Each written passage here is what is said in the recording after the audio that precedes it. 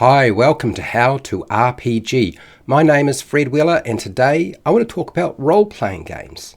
But not just any role-playing game. I am a fan of Star Wars. So I want to talk about how do you actually play and run a Star Wars tabletop role-playing game. Now this is just my opinion. I'm sure there are many different ways. But this is what I'm going to suggest to you. There are actually a lot of different Star Wars tabletop role-playing games that you can select that use different dice mechanics like the West End D6. We have the Star Wars Revised D20. We also have the Star Wars Saga D20, which I'm familiar with. There's also the special picture dice for Edge of the Empire. The original Star Wars trilogy and the prequel stories have common themes that make great adventures or journeys. I will discuss how the Star Wars movies, the 6 Star Wars movies, can inform what a tabletop role-playing game experience might be like. So what are the themes for a Star Wars game?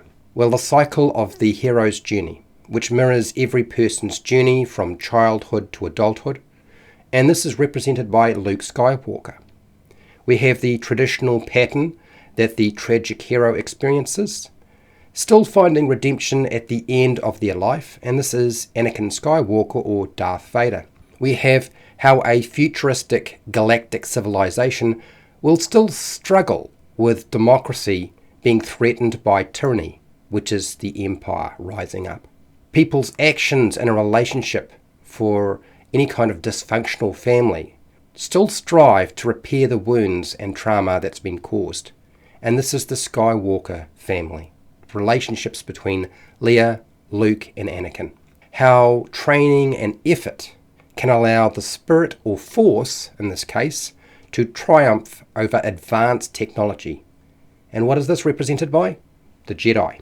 We have ancient mythology and legend heavily influencing the stories and themes of Star Wars movies as they are presented.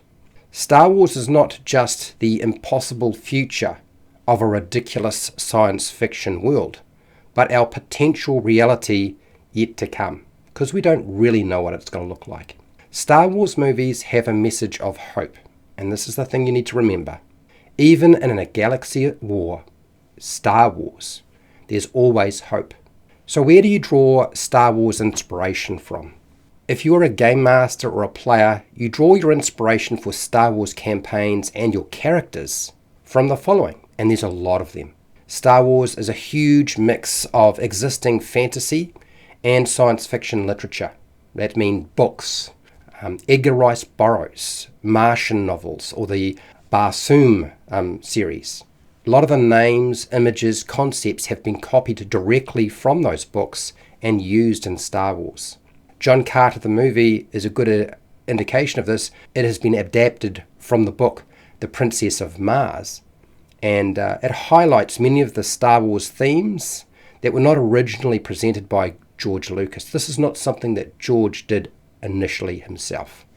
They are presented by Edgar, actually. The melodramatic nature of a television soap opera.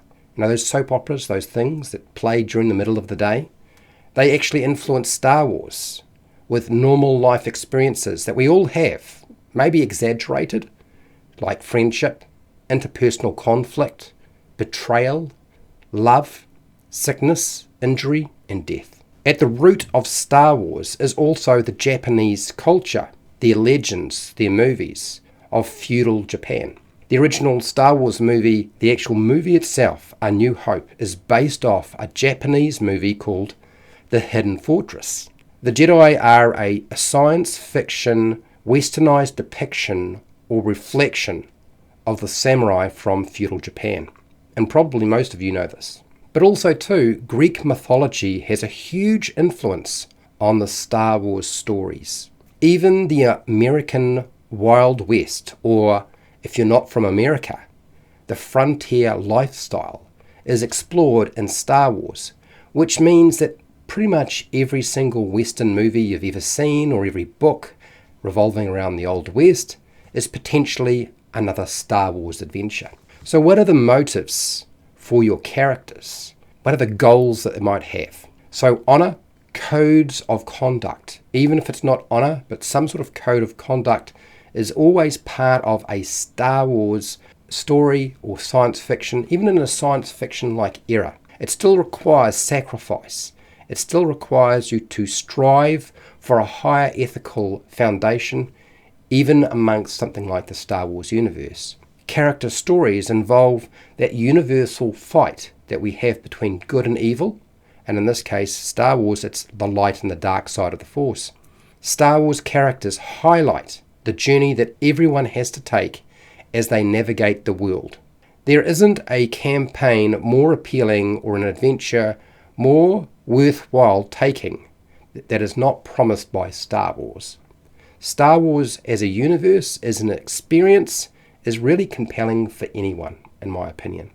Now, at the very, I guess, if you would take it right back and you pulled all the layers away, modern mythology is what Star Wars is. And it's taken up lots of different things. There are so many different influences.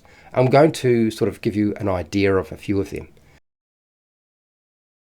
Wyatt Earp, the American lawman that brought justice to the lawless criminals at the OK Corral gunfight. And what does that tell us? The actual mythology, the actual story, what it's trying to indicate to us, is sometimes the law has to exceed the boundaries that have been set in place. We have the Lone Ranger. For anybody who's aware of what the Lone Ranger is, the Lone Ranger is left for dead. He's a ranger, basically a law person, who has been wiped out, an entire group of them. And now he has a trusted horse called Silver. Of all things, an Indian friend called Tonto. And this is really sort of indicating that fighting outlaws sometimes requires that justice hide their face. Otherwise, they're going to get hurt. You have the lifestyle and freedom of a cowboy, that hard-working person who can pretty much overcome anything, whatever harshness that might exist in the world, or in the galaxy in this case, can be overcome by the cowboy. We also have the tale of, now I might get this wrong, Zatachi, I think it's Zotachi, and this is the blind samurai who secretly is highly skilled but pretends to be weak, quite deliberately. And what this communicates is that you can't judge people for what you see or how they present themselves or what you expect. You have the Seven Samurai, and that is a story that was put out quite a long time ago. It's been remade so many times. And this is veteran samurai that have fallen on hard times. And so they protect a village from bandits just for a meal and a place to stay. And the lesson from that is that even the weakest can be taught how to defend themselves from those who would take advantage of them. You have the Ronin samurai that wanders the land with no master, looking for a purpose. And that is everyone looking for a meaning to their life, often represented by the Jedi. You have Yojimbo, which is the crafty Ronin samurai who tricks two criminal gangs in a town into wiping each other out. And what this is trying to do is directly communicate that if you directly confront two overwhelming threats or forces, it is not the best strategy. So you have to use trickery. You have Pandora's box that is opened and unleashes illness upon the world, which is from Greek mythology. And what it's trying to communicate is that not all knowledge and not all technology is healthy. And what is Pandora's box? It's the Death Star. You have Theseus accepting help so that he doesn't get lost in the labyrinth when he has to try to defeat the Minotaur. And this is trying to communicate and say sometimes you need to have help. You need to accept help when it is offered. King Midas and his golden touch. And that highlights that greed and lust for power can turn against you. And this is the battle and fight within each individual, not to wind up becoming Sith or turning to the dark side. Again, another Star Wars theme. And then we have one last one, which is communicated in a strange way and in two different ways. And I might get this wrong, but we have the story of Icarus, Daedalus, and Icarus. Now, Daedalus creates wings for Icarus so they can fly away, so they can escape. And this actually teaches children that they should listen to their elders, because the father tells Icarus, do not fly too close to the sun or your wings will melt, and that's exactly what Icarus does. And of course his wings melt and he falls into the sea and he dies. And what this is trying to do is communicate the story and the ideas behind Luke Skywalker when he does not listen to Yoda and he doesn't listen to Obi-Wan. But that later on, when he finds his way and he's finally reached adulthood, their counsel is no longer the best choice.